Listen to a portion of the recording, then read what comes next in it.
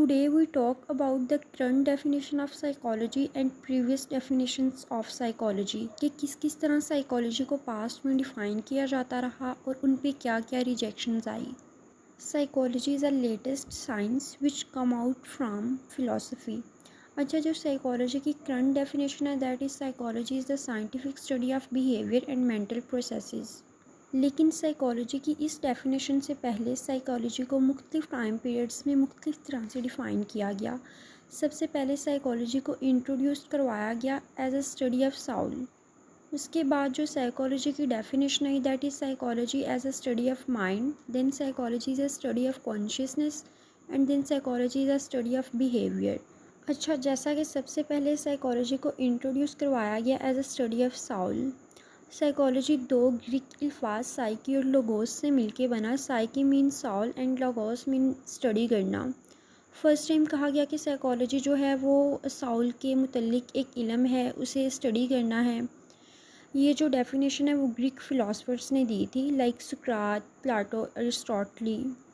ये रिजेक्ट की गई थी 17th सेंचुरी में डिकार्ट और हॉब्स की तरफ से, क्योंकि हमारी जो रूह होती है वो इमटेरियल होती है, इनविजिबल होती है, वो ऑब्ज़र्व नहीं की जा सकती. ये देखने के लिए कि रूह कैसी नज़र आती है, जितने भी एक्सपेरिमेंट्स किए गए थे सब फेल हुए. दैट्स वाई जो डेफिनेशन आई थी साइकोलॉजी की, psychology as a study of soul, वो रिजेक्ट कर दी गई. इसके बाद साइकोलॉजी को डिफ़ाइन किया गया as a study of mind. ये डेफिनेशन भी ग्रीक फ़िलासफ़र्स ने दी थी, लेकिन साइकोलॉजिस्ट इससे भी सेटिस्फाइड नहीं थे, क्योंकि हमारा माइंड भी हमारी सॉल की तरह इमटेरियल होता है, इनविजिबल होता है, ऑब्जर्वेबल नहीं होता और ना ही उस पर कोई एक्सपेरिमेंट कंडक्ट किया जा सकता है. देन थर्ड टाइम साइकोलॉजी को डिफ़ाइन किया गया as a study of consciousness. First we need to aware the term of consciousness. Consciousness जो है वो उस प्रेजेंट कंडीशन को कहा जाता है जिसमें हम मुकम्मल तौर पर अवेयर होते हैं जो हो रहा होता है उससे. हम इस टाइम क्या एक्सपीरियंस कर रहे हैं, ये अवेयरनेस कॉन्शियस मेंटल प्रोसेस कहलाती है. और वो तमाम इवेंट और एक्सपीरियंस जिनसे हम फुली अवेयर होते हैं, जिनको रिकॉल करने की ज़रूरत नहीं पड़ती, वो कॉन्शियसनेस की फील्ड में आ जाते हैं. साइकोलॉजी को as a study of consciousness define किया था विलियम जेम्स और जॉन डेवी ने. साइकोलॉजी की ये डेफिनेशन इस बेस पे रिजेक्ट हुई कि कॉन्शियसनेस जो है वो भी माइंड और सोल की तरह इमटेरियल है, इनविजिबल है और ऑब्ज़र्व नहीं किया जा सकता. एंड ये डेफिनेशन हमें माइंड के स्मॉल पार्ट कॉन्शियसनेस के बारे में नॉलेज दे रही है, जबकि जो ग्रेटर पार्ट हैं अनकॉन्शियसनेस और सब कॉन्शियसनेस, उन्हें बिल्कुल इग्नोर कर रही है. That's why psychology as a study of consciousness, ये डेफिनेशन भी रिजेक्ट कर दी गई. देन साइकोलॉजी को as a study of behaviour define किया गया. साइकोलॉजी की ये डेफिनेशन जेबी वॉटसन और उसके कंटेम्प्रेरी साइकोलॉजिस्ट ने दी. Psychology is a study of behaviour से उनकी मुराद ऑब्ज़र्वेबल बिहेवियर था, जो कि हमारे फ़िज़िकल एक्शंस से ऑब्ज़र्व किया जा सकता है, जैसा कि हमारे actions, reactions, responses etcetera.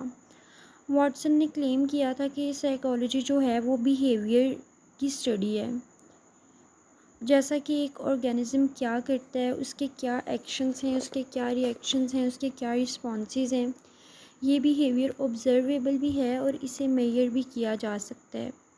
Watson ने ना सिर्फ सोल, माइंड और कॉन्शियसनेस पे क्रिटिसाइज़ किया था, बल्कि उसने ये डिक्लेयर भी किया था कि anything which can not be experimented that should not be include in psychology. इस पे जो क्रिटिसिज्म आया था वो ये था कि वॉटसन ने बिहेवियर पे बहुत ज़्यादा जोर दिया था, जबकि उसने मेंटल प्रोसेसेस को बिल्कुल ही इग्नोर कर दिया था, जबकि मेंटल प्रोसेसेस के बगैर बिहेवियर कुछ भी नहीं. इसके अलावा वॉटसन ने सब कॉन्शियसनेस, अनकॉन्शियसनेस और कॉन्शियसनेस को भी डिस्कार्ड कर दिया. That's why psychology as a study of behaviour, ये डेफिनेशन भी रिजेक्ट कर दी गई. Now psychology defined as the scientific study of behaviour and mental processes. There are 3 key terms जो कि इस डेफिनेशन में यूज़ हो रहे हैं: science, behaviour and mental processes. Psychology as a science systematic method use करती है बिहेवियर को ऑब्ज़र्व करने के लिए, डिस्क्राइब करने के लिए, प्रिडिक्ट करने के लिए और एक्सप्लेन करने के लिए. नाउ बिहेवियर क्या है? बिहेवियर में हमारे वो तमाम एक्ट आ जाते हैं जो हम करते हैं और जो ऑब्जर्वेबल होते हैं, जैसे कि हमारा सोना, जागना, उठना, बैठना, भागना, दौड़ना etcetera. Now what is mental process? Mental process में हमारे वो तमाम थॉट्स, फीलिंग्स और मोटिव्स आ जाते हैं जो हम सब प्राइवेटली एक्सपीरियंस करते हैं, जो कि ऑब्जर्वेबल नहीं होते, जैसा कि हमारी लॉजिकल थिंकिंग, हम क्या सोच रहे हैं माइंड में। Hope you guys understand very well. Remember me in your prayers.